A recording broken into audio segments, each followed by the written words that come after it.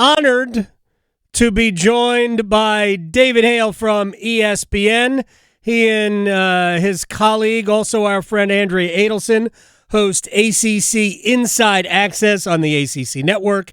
And David was honored by the Football Writers Association of America for a feature story that he wrote, I guess, a year ago about Davin Vann, NC State defensive lineman. First place. Do you get a blue ribbon? Yeah, I'm going to put it right next to my participation trophies, which are filling up most of the bookshelf right now, but I'm very excited about that. Do not disparage your own honor. I will not stand for that. All right. I don't take compliments well. I'm the same way. I was not honored in compliment taking. I am the same. I'm the same way. If there was a prize for accepting a compliment, I would not win it. Yeah. Talk about not winning prizes. Let's start with North Carolina. Yeah.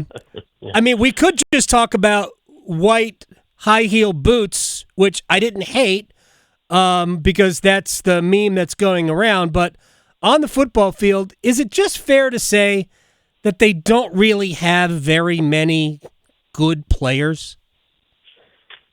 I would not stop at that, but it is certainly fair to say. Let me say from the beginning, I think Jordan Hudson is the least of North Carolina's issues.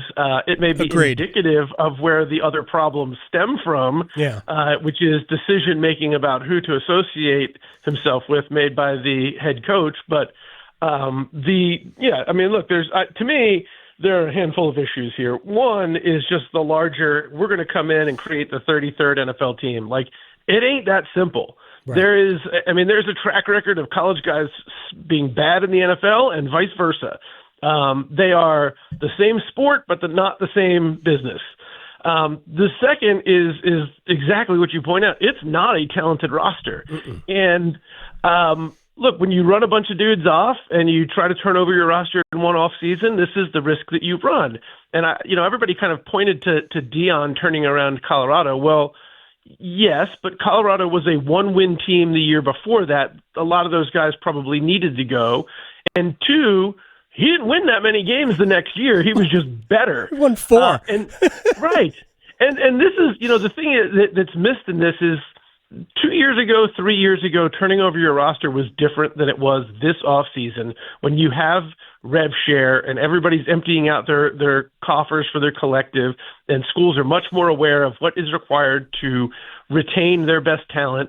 Like I've talked to a dozen or more coaches about the spring portal in which UNC took 30 players, and every single coach that I talked to said worst talent in the portal of any portal season yet. Mm-hmm. In fact, I had one coach tell me, we just had 2 scholarships that we needed to fill. Like, they were open. We could take anybody. We didn't have a position in mind. I didn't find 2 guys I liked that much. They took 30 at Carolina. Yeah. And then the last thing is, like, this is not a great staff he has put together. It is a staff of Bill Belichick loyalists. But ask yourself, look around the ACC at the teams who are decent and say how many of them would hire the guy at UNC for the same position on their staff. Right. Like, I'm not sure there's any. So, like, add all of that up, and I think Bill Belichick is a very smart man who knows a ton about football, and maybe he learns from this experience. But it felt very much like, hey, I'm going to create my own little fiefdom here in Chapel Hill. And one of the things that I was told is they were given a lot of money, they just don't know how to spend it. And that's kind of probably been true so far. David Hale from ESPN is joining us here on the Adam Gold Show. Left unsaid about Colorado was that no matter what you think of him, there was an NFL quarterback on the roster and the Heisman Trophy winner who was the best player at a position on both sides of the ball. North Carolina doesn't have anybody of that ilk at all. We kind of knew going into the offseason that this, turning over your roster, this was not the great year to do it. But I've also looked at this as more of a longer term. Maybe I'm the unicorn here that never thought it would work in year one. I thought they'd win, enough games. I'm not sure that's going to happen now. But I do think that Bill can't be delusional to think that he's got a roster that's good enough to even compete in the ACC as the ACC is. I mean, if they make a bowl game, it'll be a borderline miracle based on what I saw. And I know you put out you tweeted out a chart today of quarterbacks. Max Johnson is the second most efficient quarterback in the league, and Gio Lopez is the last. I mean, I don't think Max Johnson's great, but I know Gio isn't. Yeah, and I mean, this is part of the look. Again, Bill Belichick is smart enough not to make grand declarations based off of one game or two games, or maybe even more. But I think too much of the decision making, because from everybody that I've talked to, which is not a lot because they don't have a very open door policy there, Max Johnson had a very good camp, and obviously knows Carolina pretty well and is a good player. But they invested money in Gio Lopez, and so he was going to start. And just, again, like, so much of this is like Belichick got his guys that he wanted in there, was going to roll with them, and I don't think they're the right guys. But I do think that he is smart and competitive and definitely wants to win and does not want this to be the end of his legacy, the Jordan with the Wizards part of his story. And so I think I'd be surprised if things aren't looking much different next year than they do right now. Yeah, he may have to play Max Johnson anyway based on injury. But at some point, maybe we also see Bryce Baker, the quarterback who they convinced to stay with his commitment this year after when Mac was fired and Bill came in. Bryce Baker reopened his commitment, and Belichick and company re-won his commitment. So at some point we might see Bryce Baker. David Hale is joining us here on the Adam Gold Show. All right, would you rather be North Carolina or Clemson right now, David? Well, at least Belichick can say, hey, we'll get them next year. Clemson fans aren't looking forward to next year. And Dabo has done himself no favors by sort of thumbing his nose at, I think, genuinely reasoned criticism. I mean, if anything, the criticism that he's gotten has been more muted than I think a lot of coaches in that situation. Certainly somebody like Kalen DeBoer got for losing one game at Alabama. This is just not, I mean, it's not as bad a team as what we're seeing, but none of what we're seeing looks like a team. Right. It is, you would have said the first few games, like, yeah, a lot of that's on the quarterback's shoulders or the play calling or, whatever you wanted to blame offensively. It was the defense that stunk against Syracuse. I mean, I'm hesitant to draw too many direct parallels between this year's Clemson and last year's Florida State, but that Venn diagram has some overlap there. And one of those places is the defensive line that, I remember Pete Thamel going on College Game Day before the Week 0 game last year against Georgia Tech and saying that this might be one of the all-time great defensive lines at Florida State. And it turned out they were below average. Right. And the guys who were NFL guys did not play like it. Well, I keep hearing again and again, Peter Woods and TJ Parker and these guys are so great. I don't see it, man. Like, it's not showing up. And I know they have the real talent. Like, I know they have the potential. Like, they're talented players, but it doesn't show up. And so much of this team just looks like it is lost in the wilderness. And the other big area of similarity with Florida State, because I've talked to Mike Norvell about this, is they spent the offseason feeling good about themselves, got punched in the face, struggled again the next week, and suddenly they didn't know how to handle difficulty. Right. And there was no resilience within like their larger mindset. And I see a lot of that with Clemson. It just looks like a team that is shell-shocked. Yeah, I think most people thought, I certainly did, that not that Syracuse was going to be easy, because I think we've seen Syracuse. They look like a pretty competent outfit, and Fran Brown knows what he's doing there. That's a place where, 25 years ago you could win there. I'm not sure you can really win at Syracuse anymore, but I mean, he knows what he's doing. He comes from a place where they did know what they were doing, and I thought he took the game personally going into the game, and they were always going to make life a little bit difficult for Clemson. I'm not saying that North Carolina, by the way, is going to get well against the Tigers this week or next week, but right now, I think if you really challenge them, Clemson's got self-doubts that I never thought that we would see Clemson have as a group, because I think you're right. I mean, Peter Woods and some of these guys are still going to be first-round picks, but doesn't make a difference how many first-round picks you have if the rest of your team isn't also playing well. And right now, they're a collective nothing. I mean, I thought Georgia Tech was better than them at the line of scrimmage on both sides of the ball a week ago. Yeah. No, I mean, without question, I think that has been true. And again, what you're seeing is Clemson regress. And I think in both times, like the Georgia Tech game, we knew was going to be like, I picked Georgia Tech, I picked LSU. Like, that wasn't shocking. But I think in both the Troy game and the Syracuse game, Clemson was like, all right, now we're going to get it together. And then they didn't. And they were like, whoa. And it is just a team that is not, and I mean, for good reason. This is Clemson we're talking about. It's not a program that's used to having to endure things like this. And some guys get mad. I almost feel like they look more annoyed by the frustration than they are like angry and trying to fix the situation. David Hale is joining us here on the Adam Gold Show.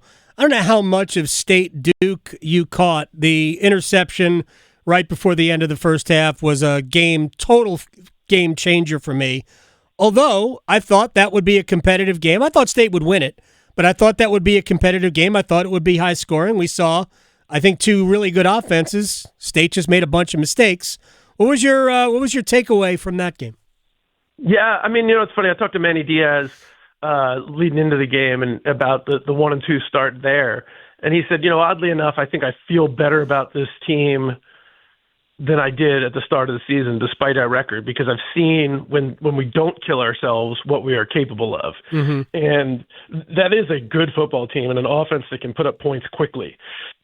There are two issues with both of those teams right now, which is they're giving up explosives left and right on the defensive side of the ball. And so you end up with a shootout. And then in a situation like that where both teams can score and neither one is doing a good job of stopping anybody, the team that doesn't make the mistakes is the one that wins. And it had been Duke making the mistakes for the first few weeks, and it was State in this one. I still think they're both, upper middle of the pack, and I think Duke has a chance to probably sneak up and beat some teams that they're maybe not supposed to.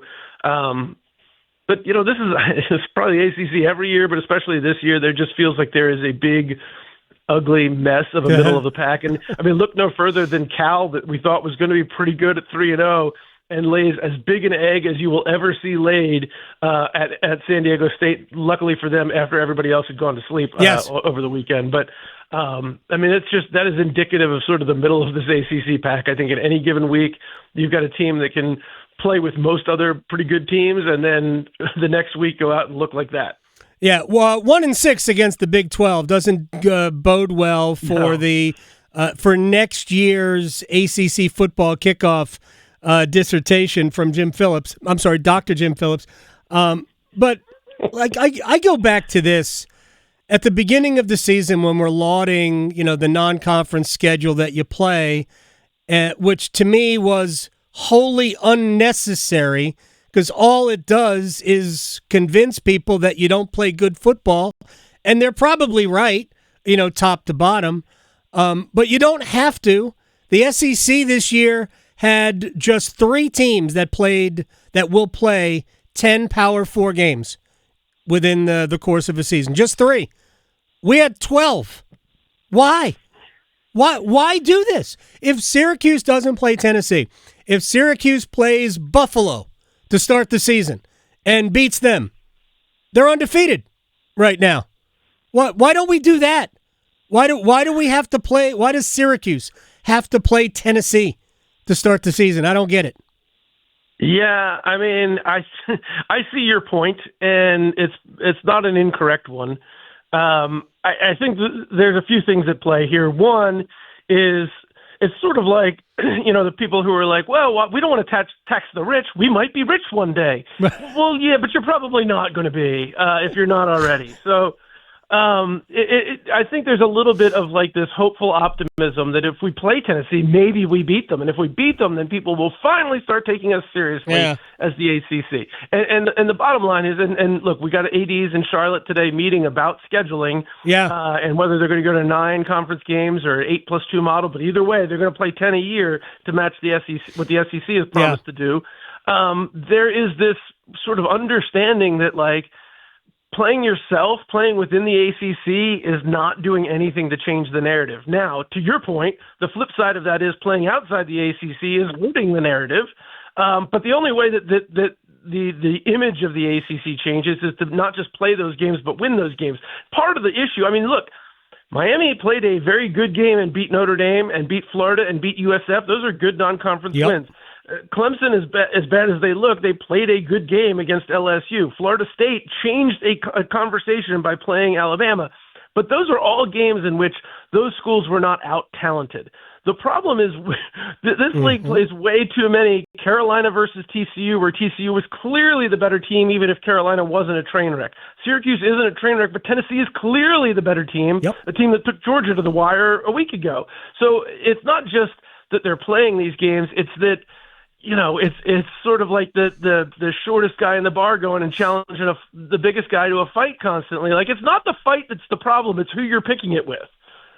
I feel seen. I'm the shortest guy in the bar. I would only fight like a child. David Hale, ESPN, is joining us here. But and that's really what the stuff that I'm getting at. And because there's no mechanism for playing a good non-conference schedule. Look at Penn State's non-conference schedule. Look at Indiana's non-conference schedule. Credit to them for just absolutely curb stomping Illinois. That's awesome. But they play nobody outside the league. And at the end of the year, people won't care.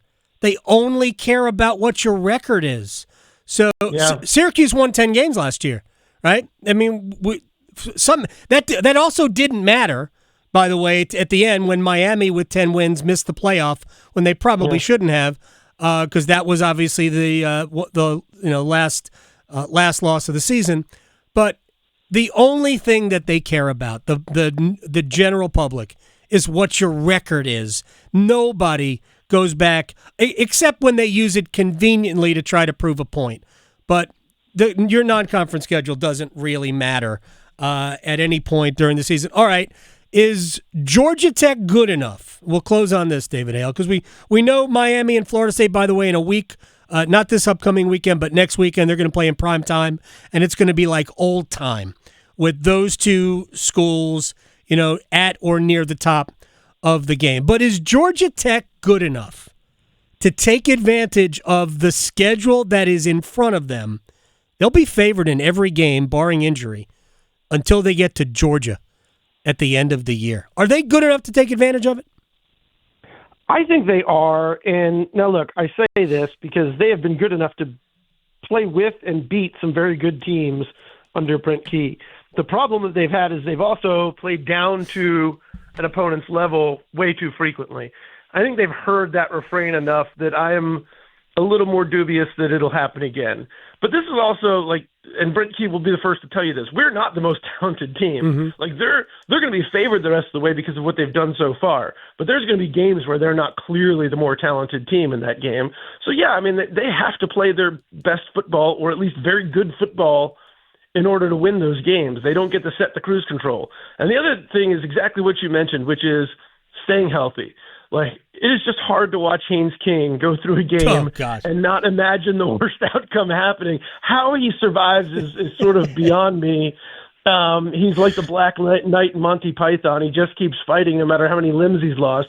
But, I mean, again, like, there is a level of, like, you can't afford to take your foot off the gas, so you've got to play that way. On the other hand, playing that way is a dangerous game that eventually you're going to roll snake eyes. So, I don't know, I mixed a lot of analogies in there. It's just a flesh wound. David Hale, ESPN. A David Hale joint on Twitter. Thank you very much for the time, my friend. I'll talk to you soon. Yes, sir. Pleasure as always.